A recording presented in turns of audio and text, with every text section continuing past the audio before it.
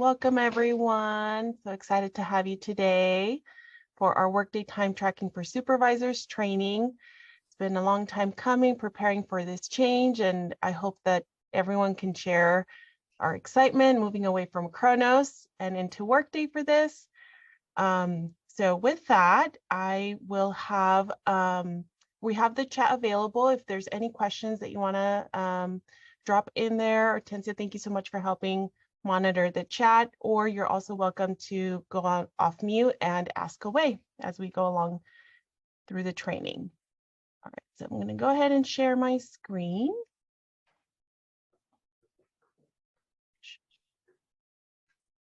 We're going to go through a very short PowerPoint slideshow, and then we'll go into the really the meaty part of our training. So we're going to talk about first major changes that we can expect as part of this transition.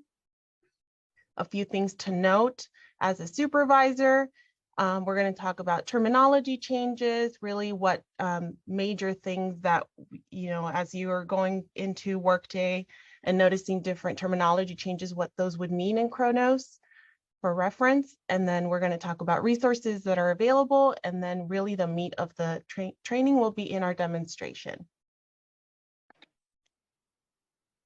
Okay, so first, I think the major change is going to be a completely new visual experience for everyone, for the entire community, right? So for supervisors, for students, for staff, anyone that is going into Kronos currently is going to see a completely new visual change in Workday.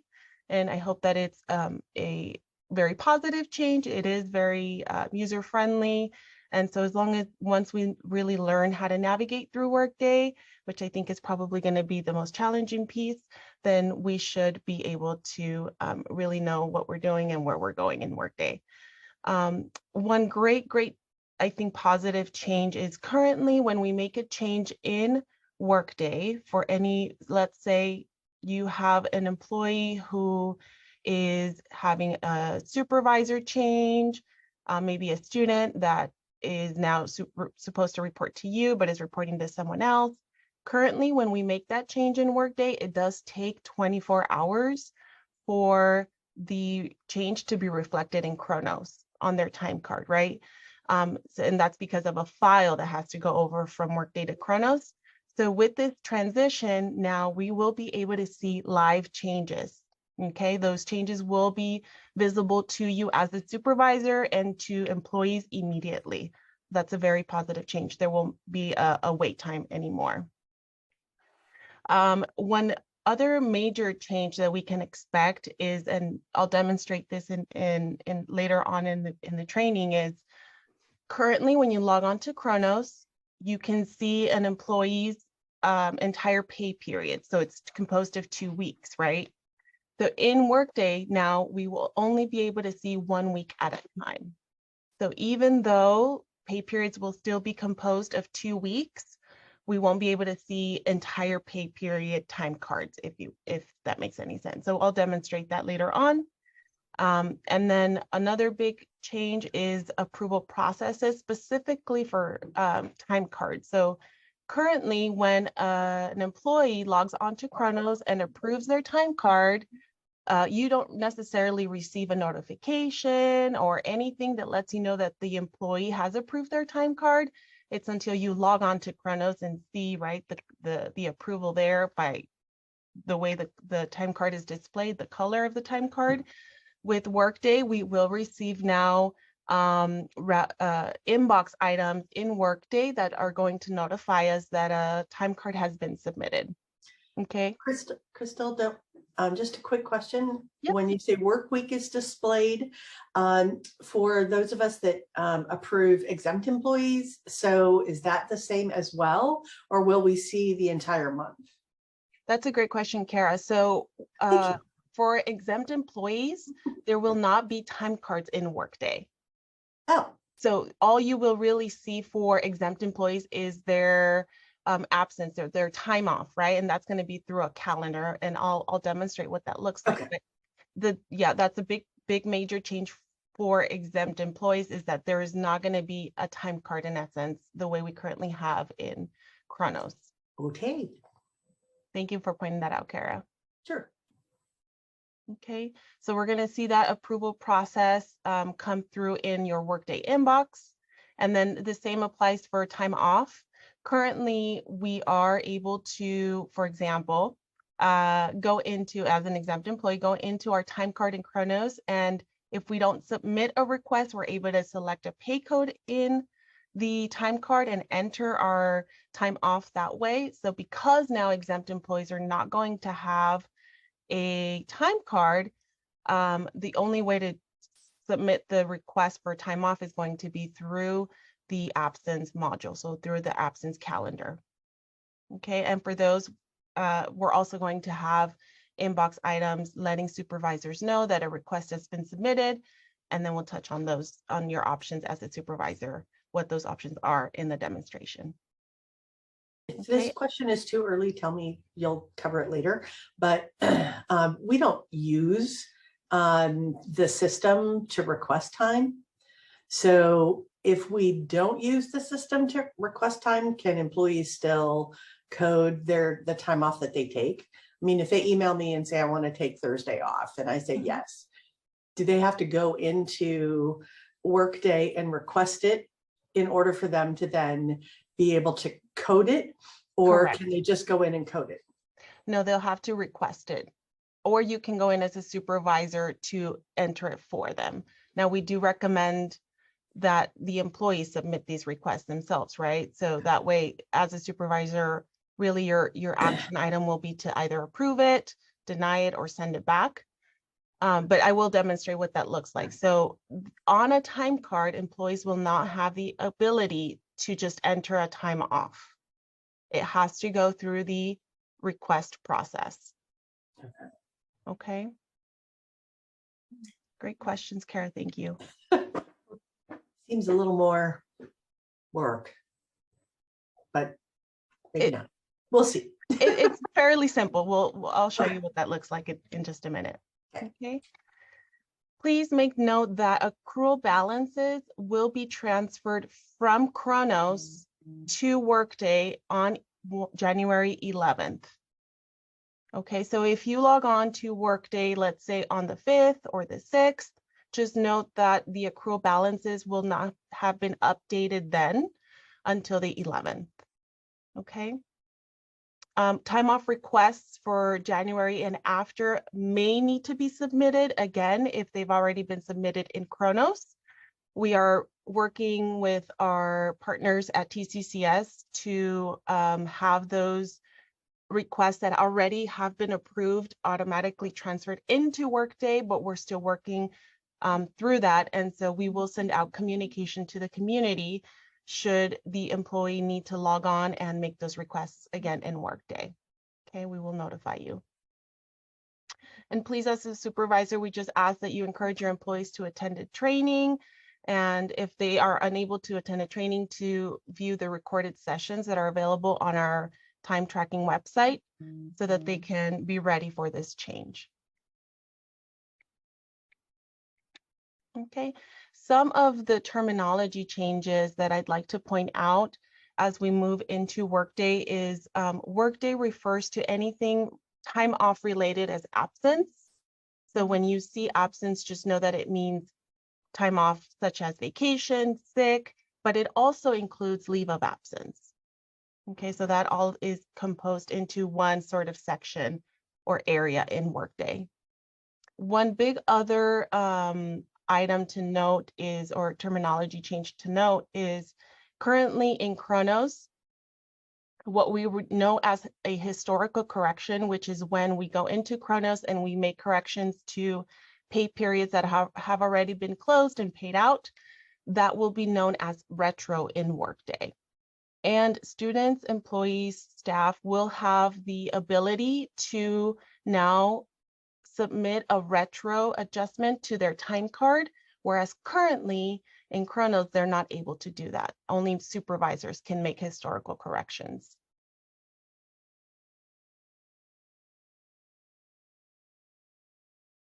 Okay. resources. So we have our time tracking website available to everyone. I hope that you've been able to explore it, navigate it. We are continuously updating it with job aids and videos that will hopefully help you as you're going through this change. We have a frequently asked questions section that includes answers to our most popular questions, but if there's anything on or missing on that FAQ that you are still wanting to know, feel free to reach out to me or Tencia or anyone at in the HR office, and we can help answer those questions. Okay, we also have a Workday resources application within Workday that's going to include these job aids and videos for easier access. And then you have your supervisor and you have your HR team as a resource. Okay, so my demonstration today is going to be out of Workday 2, which is a replica of our Workday tenant, of our Workday site, but it is for testing and practicing of time tracking. So I will be sharing this link with everyone if you wish to log on to sort of get a feel of what this transition will be like. You're welcome to do that. Just note that the site will be disabled as of tomorrow evening. So it does only give you a couple of days to go in and get a feel of Workday time tracking. Also, another item to note is that this site, the last refresh happened on 8/31, so it may not necessarily be up to date with current data. Okay. So with that, we'll go ahead and jump into the demonstration. And so here I am in Workday as Michelle, and Michelle oversees 3 employees. She oversees 2 hourly staff and 1 exempt staff. Okay, first thing to note is that under your top applications, Michelle now has an absence application and a time and absence application. The absence application is for Michelle's own personal absence needs, meaning her own personal time off and leave of absence needs. So if she needs to request time off, this is where she would do that. The time and absence application is for her management of her staff's time and absence needs. Okay, so if we log into or click on the time and absence application, here under tasks on the right-hand corner, and these are reports that are available to you that can be helpful just to kind of very quickly see what's going on with your team. But really what's important are the tasks that are on the right side here. So here I can review time and approvals for my team. I have a time off and leave calendar. I'm able to enter time for my employees, or I'm able to enter an absence, meaning enter time off for an employee. Okay, I will review the time off and leave calendar first. So on this time off and leave calendar, I can see my entire team's upcoming absences, right? So I can see here that Brady is taking time off on Thursday and Friday, and then Erica is taking time off on Monday and Tuesday. When you hover over the time off, you can see specifically what it's for. So this one here is vacation, for example. Brady's is sick, okay? And this is vacation. So this is a good place to go to if you have absence requests, and if you want to kind of remember or know what your team looks like or who else has asked for time off on a specific day, you can refer to this calendar to quickly see who you have already approved time off for. Okay. So we'll go back here. So clarify, that shows approvals or approvals and requests? It shows both approvals and requests. Are they color coded differently, or you just have to click on them? They are color coded. Yep. So I'll show you what that looks like in just a minute. So here I'm going to go to enter absence. I'll wait. It's okay here. I'm going to click on enter absence, and I'm going to look. I can either type in my worker's name or my employee's name, or I can look under my team. Okay, so here are my team members, right? Brady, Erica, and Jose. So I'm going to go into Erica's absence calendar. And as her supervisor, I can go in and request an absence for Erica. So the way I do that is I select the day or days. I click request absence. Then I need to specify the type of time that I'm going to request for Erica. Okay. So it's going to be a time off request. Going to be, let's say, sick. The position for my employee automatically populates. I don't need to do anything with that. Click next. In this screen, I can edit the quantity of hours. So let's say she's only taking half a day or 2 days or whatever it is. I can edit the quantity by selecting edit quantity and updating the amount here. So if it's half a day, for example, click done, and then I submit. So because I'm going to submit this as her supervisor, there is no approval needed, right? I'm approving it because I'm submitting it as her supervisor. So we're going to see that the request automatically populates onto her calendar, and it's in green and it shows as approved. If a request is in gray, let me see if I have one in the site. They're all approved. If the request is submitted by the employee, let's see. I'm going to log in as Erica very quickly, and I'm going to submit a request so that you can see the difference between an approved request and a pending approval request. So as Erica, I'm going to go into my absence calendar. I'm going to request an absence. Okay, and I'm going to request the 15th off, similar to how I just did. Let's say a vacation day. And I'm going to submit this request. Oh, I get an error. Time off exceeds current balance. So as you can see, I cannot submit a request for time that I don't have accrued in my bucket. So I'm going to change this to, let's say, sick. Let's see if that lets me go through. So I just submitted my request, and you can see here that it's now in gray and it shows submitted. Okay, so this is an approved request. This is a submitted but not approved request. So now if I log in as her supervisor, Michelle, I can see in my inbox that I have a request for Erica. When I click on the absence request here in my inbox, no, I don't want a tour, thank you. I can now review the absence request, okay? So this absence request is for this date, okay? The type of request, the amount of hours. I can see balances by clicking view balances, okay? And I can do 3 things with this request. I can approve it, I can send it back to the employee, which means that the employee is now going to get an inbox item in their Workday account so that they can make necessary edits, or I can deny it.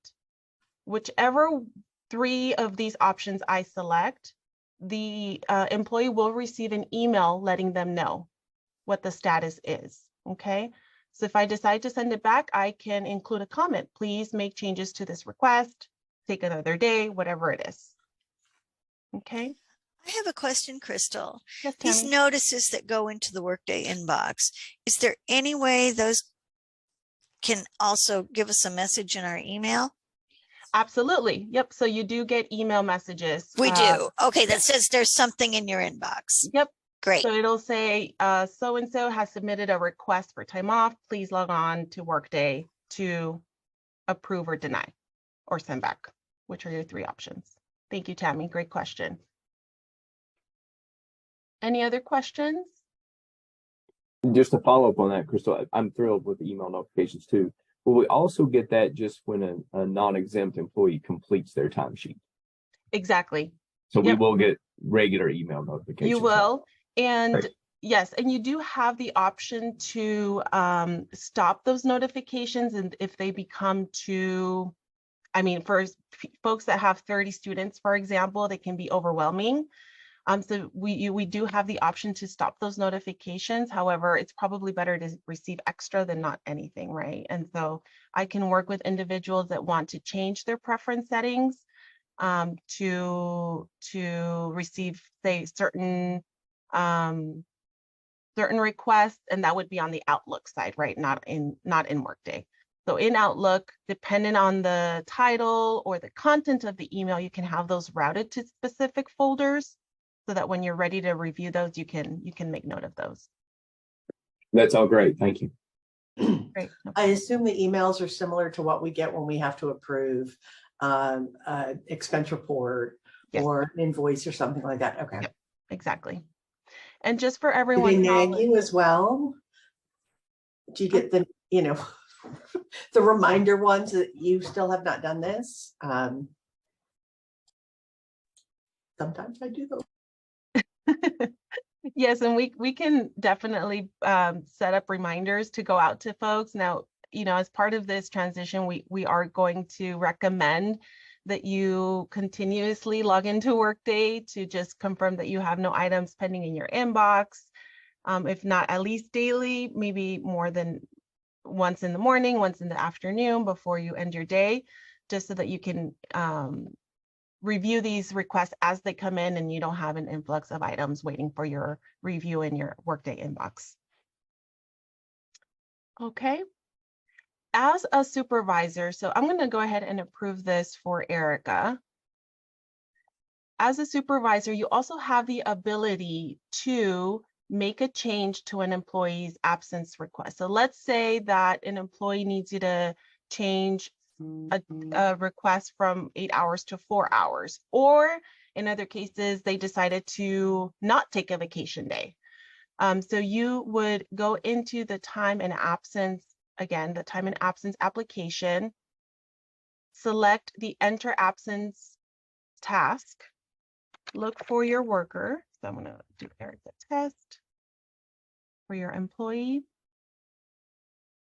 And so here I can select the request, and to delete it, I would simply select the minus here. Okay, this would remove the request from the employee's calendar, or I can make changes to the type or the quantity, so the amount of time that they're taking for the day.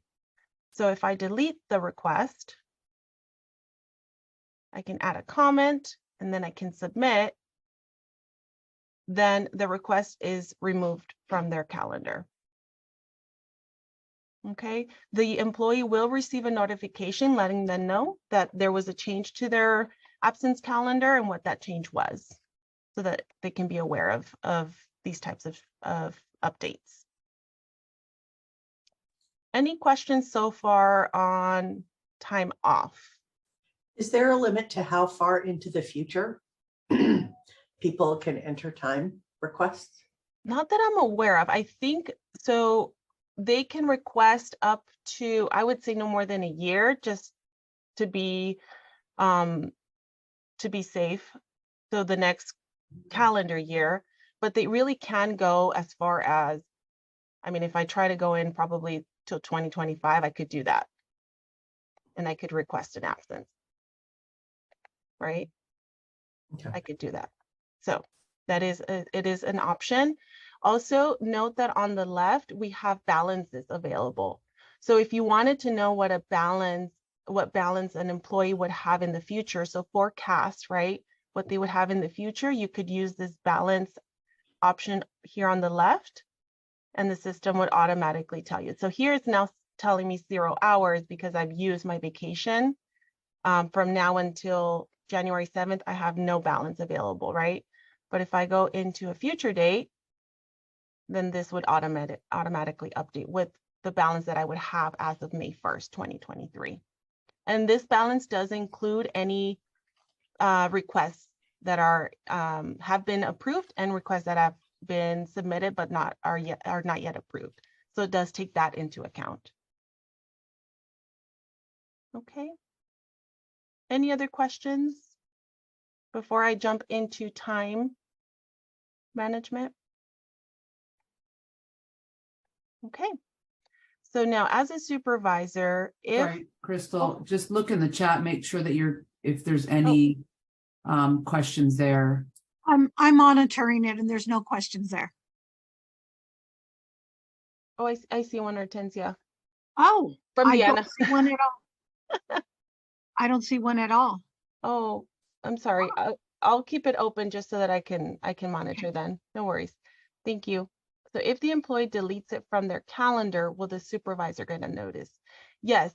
So any approvals that are any time off requests that are already approved and are later changed, whether they're deleted or there is a change to the amount of time that they're requesting, you will receive a notice for you to approve that change.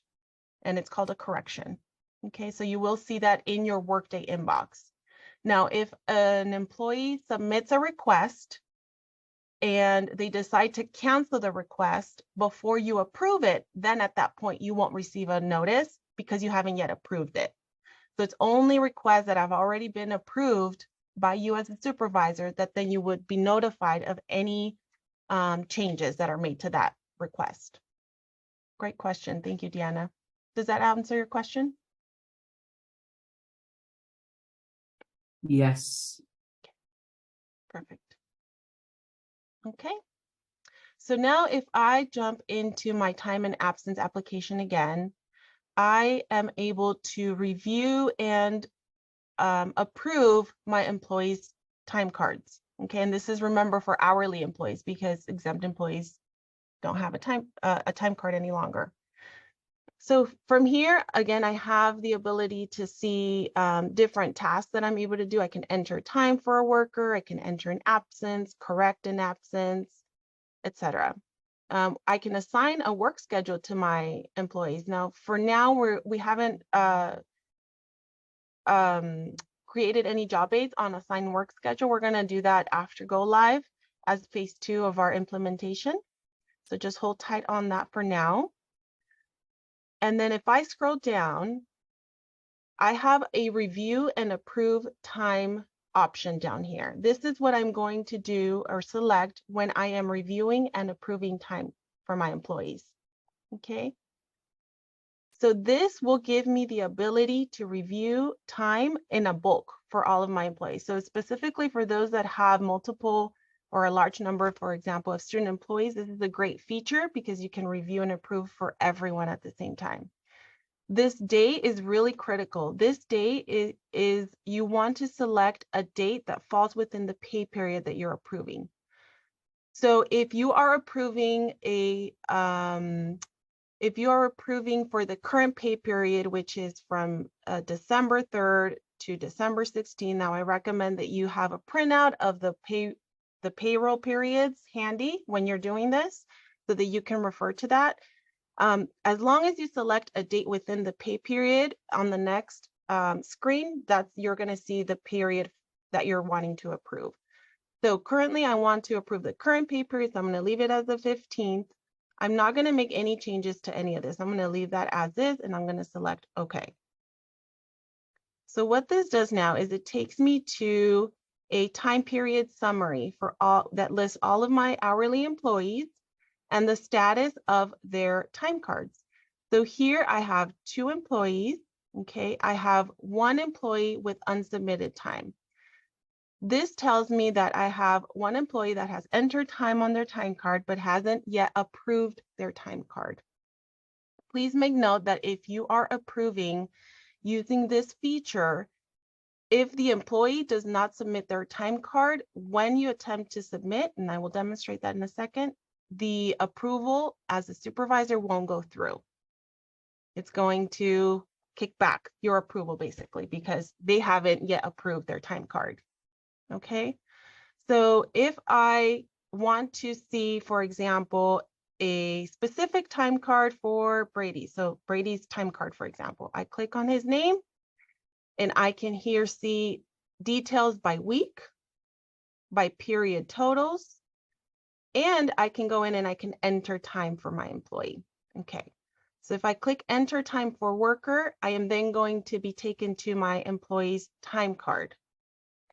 So this is where I am able to make changes to my employee's time card. This is what the employee's time card looks like. Okay, so notice that it's 1 week's time from the work week that started Saturday the 10th to the work week that ended Friday. So we don't see 2 weeks any longer. We only see 1 week. We can navigate from week to week using these icons up here. Okay. I can see the status of the time card. So this time card has already been approved by me and by my employee. This time period end is really just to help employees and to help you remember what the pay period is composed of. So this pay period here is composed of from the 3rd to the 16th. If I go to the next week, I don't see that time period end. I will see it until the following week. So this is our reminder for employees that they need to submit their time card on this day at the end of their shift. Okay.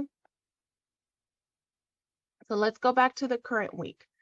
So to enter time for an employee, if you need to, you click into the day that you're wanting to enter time for, and then you type in the time. So 8 a.m. to 12 p.m. The out reason, usually if it's before lunch break, they're gonna clock out for a meal, and we're gonna click OK. Okay, so now we have that time on their time card. Notice that the time card says not submitted. So as a supervisor, say an employee is unable to submit their time card for whatever reason, you are able to review the time card and submit the time card on behalf of the employee. However, we do recommend highly that the employee does it themselves because we want them to confirm that the hours on their time card is accurate. Okay, but you do have that ability as a supervisor if you needed to do that.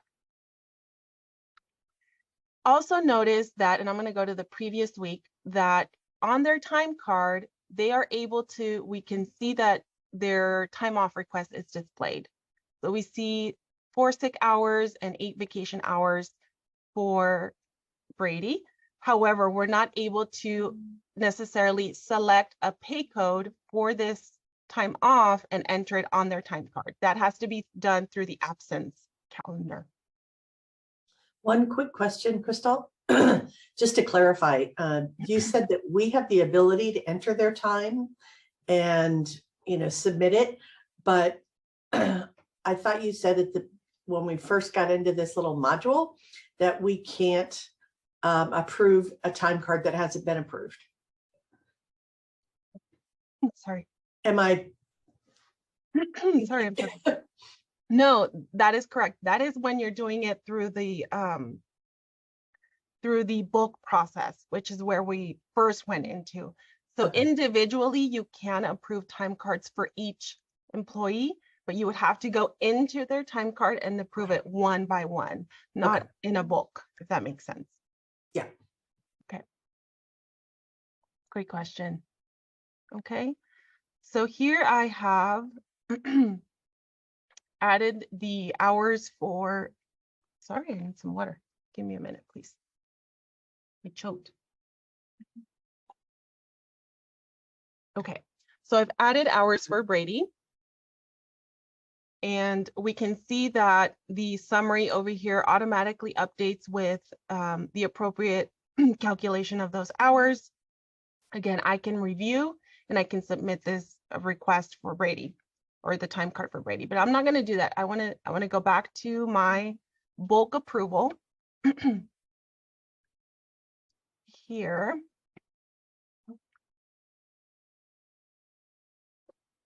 Review and approvals. I'm going to scroll down. I'm going to review and approve time. I'm going to leave the date as of today and I'm click OK.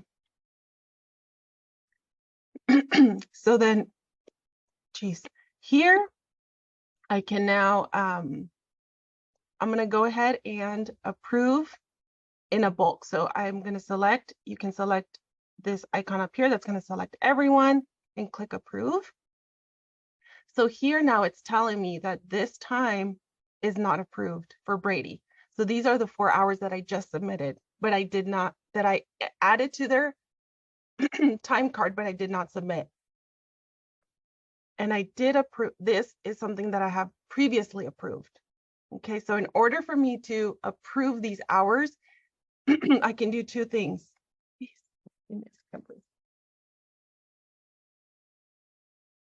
I can go back to Brady's time card and submit his time card so that I can then approve it, or I can ask the employee to submit the time card themselves. And then when I go in and bulk approve, it'll go through. Okay. So then I'm going to go back in, I'm going to click done. Click OK again. I'm going to go into Brady's time card again. Enter time for worker. And now I'm going to review and submit the time card for Brady. Oops. So now we see that those hours that I added are now approved. Okay.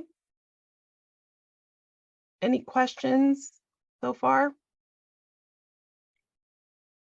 I don't see anything in the chat. I hope I'm not wrong because it's coming up blank right now, but if anybody has a question, feel free to ask. Please note that employees can submit time cards as soon as they have any time already on their time card. So say I work for the following week, I enter time on Monday the 19th. As soon as I have time entered, I can review and submit my time card. So that option for review does become available for employees. So you may receive, I want to say the first maybe couple of weeks as we transition, employees who may be submitting their time card daily. For those, we are, when we train with hourly employees, we are recommending that they do it either weekly or every other week at the end of the pay period when they see the notice that the period is ending. However, they do have the ability to do that. So just be aware that you may receive daily submissions when they submit their time card. Okay, so when an employee submits their time card, I'm going to log on as Erica, who has time on their time card that has not yet been submitted. So as Erica, who is an hourly employee, I'm going to go into my time card and I'm going to submit my time card. Okay. So I have these hours here that have not been submitted. I'm going to review and I'm going to submit. So what happens now is that as a supervisor, you can expect, oh, not Brady, Michelle, to see the submission in your inbox.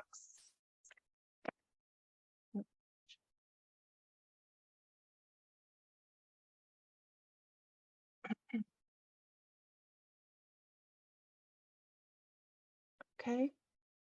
So now I can see here, okay, in my inbox, that time entry submission for Erica.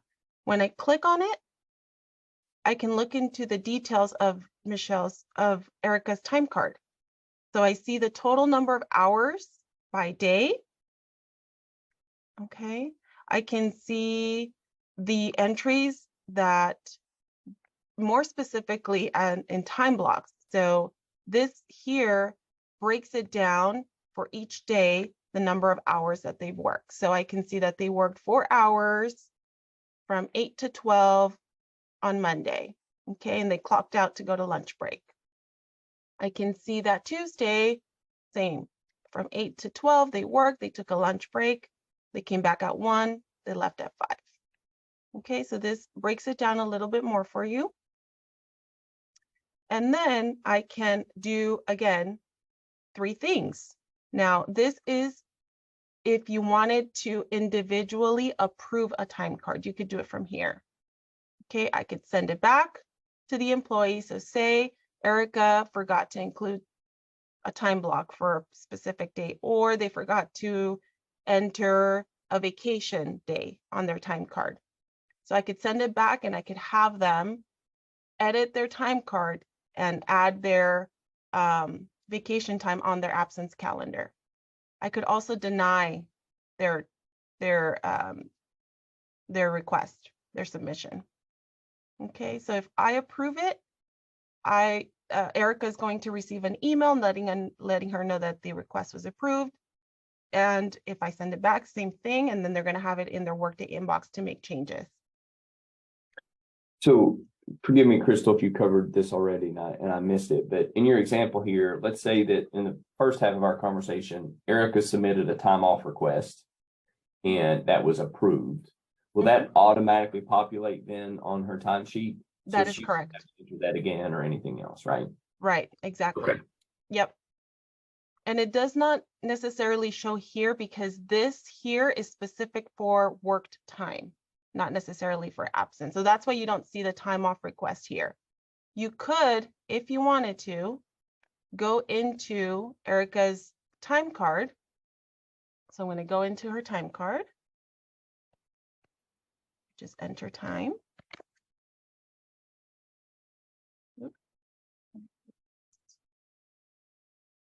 And on her time card, those hours would be already displayed. And the reason why you don't see it in the previous inbox item is because these are already approved.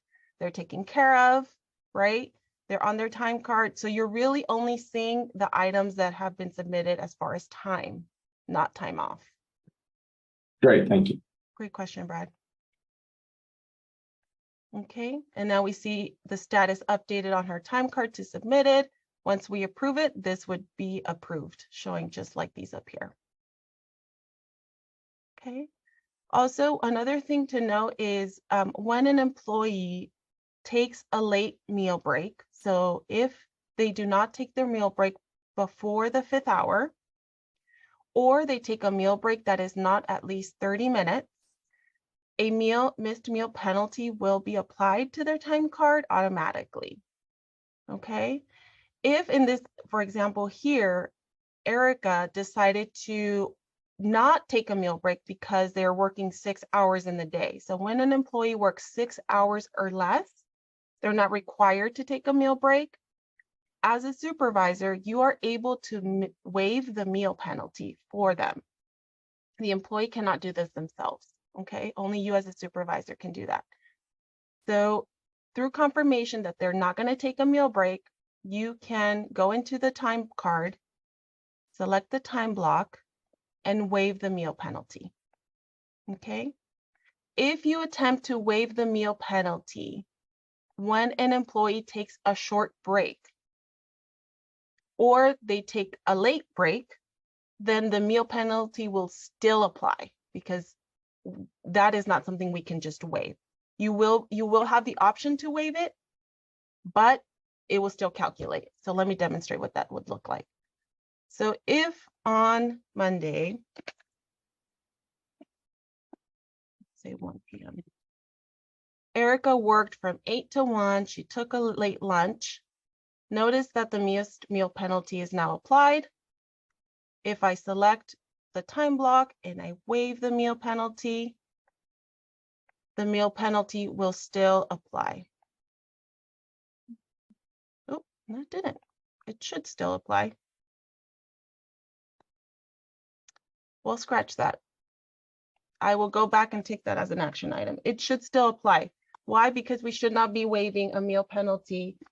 Again, if they take a late lunch or if they take a lunch that is less than 30 minutes long. Crystal, why don't you Is try it 2 because- o'clock? Yeah, I was just gonna say, I think it's less than the Yeah, Oh, because that's right. 5 hours right there. Yeah.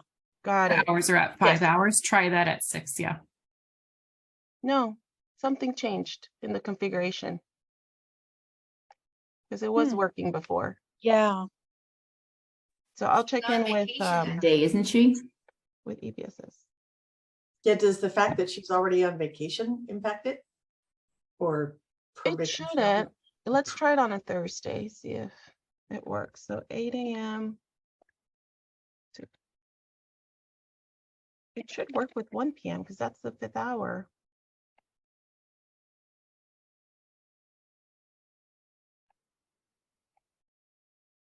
So there's the meal penalty, and then we're going to waive it. Yeah, no, something changed. So I'll take that back. But so when you do attempt to waive a meal penalty, again, that is for a late lunch or a short lunch, even if you select that waive, it's still going to pay out the meal penalty. Okay, it's only going to pay out waive if the shift is less than 6 hours. Oh, I think I know why.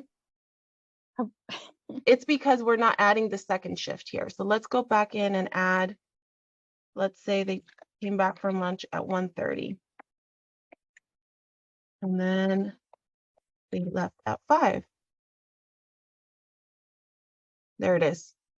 So we were just missing the second shift. So now, even though we've waived the meal break, it's still being generated. Okay. Any questions on that? Perfect. Okay, so again, just to recap, as a supervisor, you can approve time cards from your inbox as such here, or you can bulk approve. Okay. If you decide to approve individually, you have the option to approve, send back, or deny a request. Employees will be notified of whatever action you decide to do. Okay. If you decide to bulk approve, in a bulk approval, if a time card is not submitted, the bulk approval will not work. So either you need to reach out to the employee to have them submit their time card, or you can approve on behalf of the employee. Again, we highly recommend that employees approve their time card just to ensure that their time card is accurate. Okay, so review, time, and approvals. We scroll down to the bottom. We click review and approve time. Most of the time, you're going to be reviewing and approving time for the previous pay period, right? So because we approve time cards usually on a Monday morning. So you're always going to want to select a date that falls within the pay period that you're approving. We're going to click OK. And here we can see, right, where we are with the approval. So Erica still has unsubmitted time that needs to be submitted. I can go in and submit it on her behalf, or I can request that she go in and submit it herself so that when I go in and bulk approve, the approval will go through. If say you are unable to approve time and your employees are unable to submit their time, we in HR will have the ability to mass approve any submissions that are pending approval. Again, just make note that when we do that, there will be opportunity for error on an employee's time card and the possibility for a retro to be to take place, meaning an adjustment on their time card or on their on their paycheck. And so those changes will be captured on the following pay period. Once Hortensia opens payroll, time cards will not be editable during the time that she is processing payroll. Okay, so just be aware of that. You will not be able to make any changes until payroll closes, and then you'll have the ability to go in and make a retro adjustment, or an employee can go in and make a retro adjustment. Okay, so Jill has a question. What is the meal penalty for student staff member? How does it affect them? So the missed meal penalty is the same for student employees. So if students are working, let's say they have multiple jobs and they're working 2 shifts that are more than 6 hours, they have to make sure that they take a break in between those jobs. Okay, so the missed meal penalty is also applicable to them, just as any hourly employee or any hourly staff member. Does that help, answer your question, Yeah. Joe? Okay. So is it just reminding them of that? Is that what the penalty is? Mhm. Okay, that's what I like. So if you continue to do that, then it becomes a personnel issue. Is that, A that's what I was conversation. wondering what the penalty, okay, Yep. thank you. And the penalty really is on Pitzer for not giving them the opportunity to take their meal break when they should be, or, not allowing them to take it as long as the full 30 minutes. So the penalty is on Pitzer, not necessarily on them, but it's a good way for us to Yeah, know who is not doing this regularly and having those conversations with yeah, them. okay, that's very helpful to have it said that way. Thank you. Yeah, no problem. And as part of the reports, I'll go back here into my my time and absence application. I am able to run reports and see, right, who is continuously having those meal penalties apply. Okay, so if I select this report, I'm going to enter Pitzer here, or Pitzer College, and I can do it by worker, or I can do it for my entire team. And I can say in the last 2 months or 3 months, who has had a continuous meal penalty. So as a supervisor, now you're able to really be proactive, right? And have those conversations with folks that are continuously having those meal penalties. So here, although Nicole, James, and James don't report directly to Michelle, she is a timekeeper for these students. So she's able to see their information and the meal penalties that have been applied to them. Crystal, the alerts that showed up when you were tinkering with Erica, do we have to pay attention to those? You didn't. So I'm wondering, do we? You should. So that's a great question, Kara. So alerts will not stop you or the employee from submitting their time card. Okay. And so it's really more of a, hey, like a warning flag, if you will. So if we click on the alerts, it's letting you know that Erica is working over 40 hours a week, right? So we need to keep that in mind, that she has meal penalties. And then also here that so in the 2 weeks, she's reporting more than 40 hours in those work weeks. So it's just really for you as a supervisor to be aware of what's happening with your employee time cards and their time. And if you continuously see alerts, maybe it's a conversation to have with those employees as to why they're working so many hours or having meal penalties. Now, if there is an error, right, in red for an employee, then that really will stop the hours from being taken into payroll. An error would be, for example, for a student employee who submits time using an incorrect code, for example, then you would see an error and they wouldn't be able to submit their time to you until that error is corrected. Now, that is all part of our hourly employee training that we cover. So if you're interested in knowing a little more about that, I welcome you to see our hourly training recording. We cover that there. Okay. So as a supervisor, you should not receive time cards with errors because by then the employee should have already seen it and prior to submission. Okay.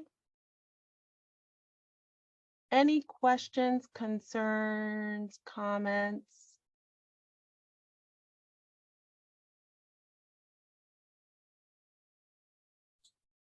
Okay. I'm going to go ahead and stop sharing. Are we not going to do the exempt one? The exempt, they don't have time cards. What do we approve? It's the absence Just piece. Okay. What we went through, the absence where they request submit, it's the same sort of process for exempt employees. Okay. There's just really no time card for you to review and approve for exempt employees. Okay. So I can show you here. Let's see. Let me share my screen. So I will log on. Let's see. I'm going to stay as Michelle and I'm going to look at enter time. Nope. Enter absence. For Jose, test is the exempt employee for.